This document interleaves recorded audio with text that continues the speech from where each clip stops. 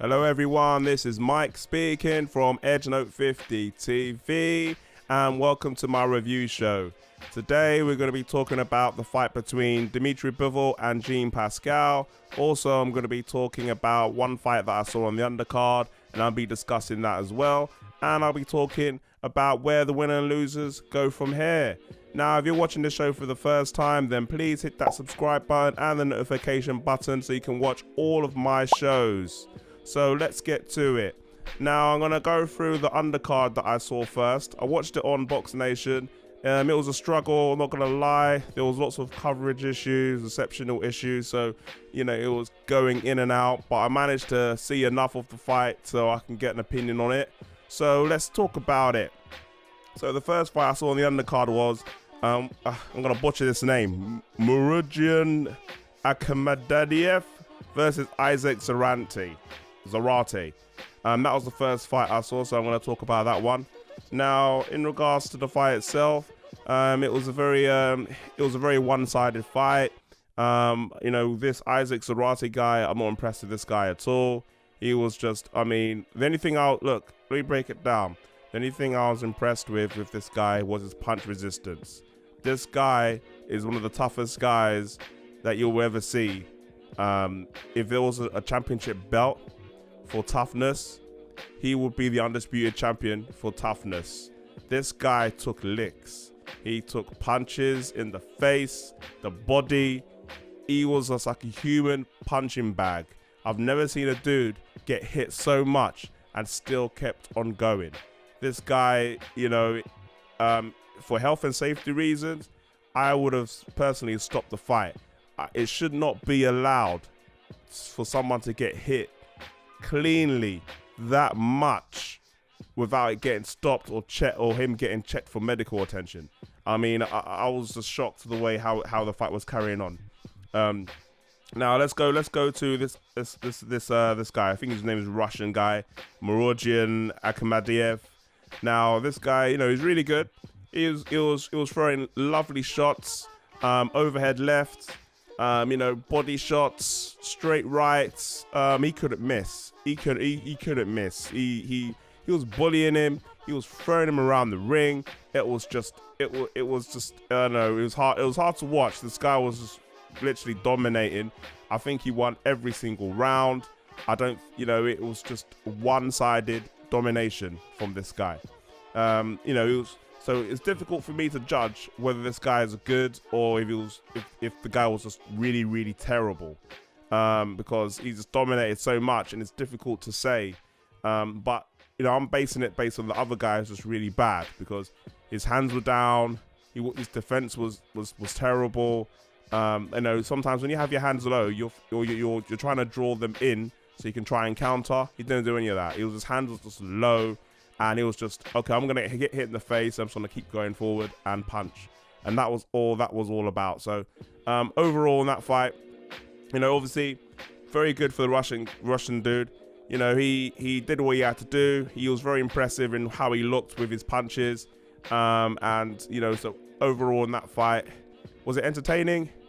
It wasn't entertaining because it was just one-sided. But, you know, it was good to see, you know, the talents in that division. The guys still what's his name? I'm butchering this guy's name. You know, Murodjan Akhmadadiev. You know, he's an up and coming prospect from Russia. And you know, he's done well, but he needs a tougher test than that guy because it's very difficult to judge how good he really is based on that performance. So yeah. Watch this space on that one. Now we're going to talk about the main event, Pascal and Dmitry Bivol. Now this fight was going to be a good test for Bivol to see where he stacks up, you know, because Pascal, even though he's 36 years of age, he's only lost to elite opponents. He hasn't lost to a B-level fighter or a C-level fighter. So this is a good test for him, and this is his toughest test to date. And Bivol impressed. He impressed. It went 12 rounds. I knew it would go 12 rounds because no one hasn't knocked out Pascal yet. So yeah, I knew it was gonna go 12 rounds, but it was very impressive. He stuck to the jab and he was working straight off the jab. You know, he was working off the jab, and then he'll go and try and do an overhand, or He'll try and try and counter Pascal when he tries to do those leaps forward. And he was controlling the fight. He won every single round. It's only when it got up to about the 8th round that's when Pascal started to come back, and I think that's when Bivol was having rest at that point. I think he was resting because he wasn't really doing his jabs at that time, and I think that's when Pascal came into it and he nicked a few rounds. But overall, it was very comfortable for Bivol. I think he was just, Pascal, he hasn't got the energy and he hasn't got the movement to get out of range from his jabs and his shots. Bivol was using his jabs as a rangefinder, and he was just, he was just keep on landing with those jabs. Even a soft straight jab he was connecting with, and there was a knockdown. I think it was on the 4th round. There was a knockdown, but it wasn't classed as a knockdown because he got up very quick. But I'm looking at it, I thought that was a clear knockdown. So I don't know how the referee didn't see that. And I think that it should have been a knockdown. I should have been classed as a knockdown at that stage. So overall, so it was a good performance by Bivol. Pascal, one thing I liked about Pascal, he was very inventive, to say the least. He was doing some unique kind of shots. He was leaping and was trying to punch with both hands at the same time, which I found was very interesting. One thing that was good though was this leaping shots, because surprise leap attacks, those leap attacks was very effective. That's the way that he kind of got into the inside and started attacking him from the inside.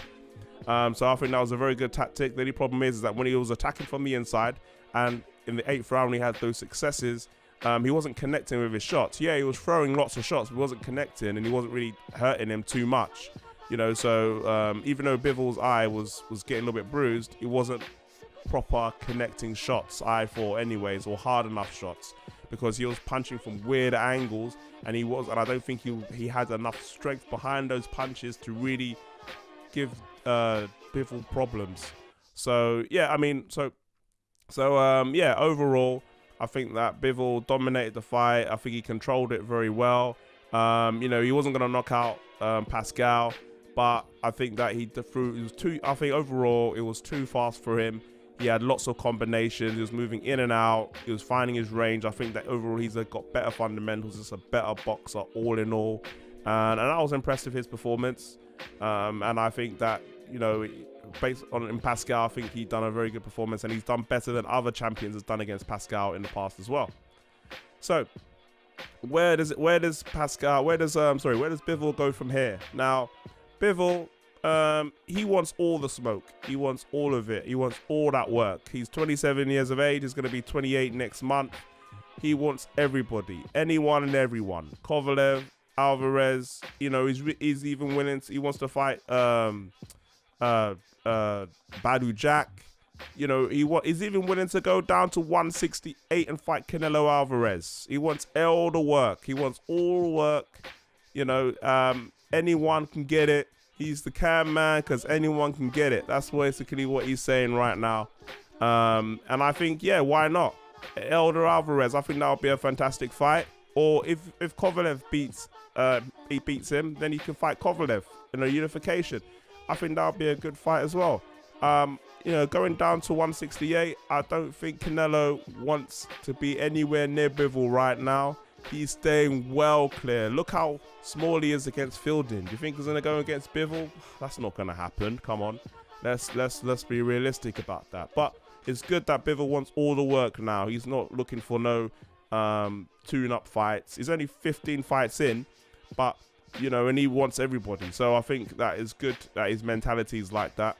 So I think he's the one to beat in the division right now. Personally, I think he has all the skills, the fundamentals, the speed, the power, the accuracy.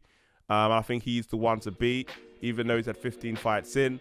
I can't see obviously he's got some chinks, but I haven't seen anybody expose him enough to make me think that he would got a chance of losing.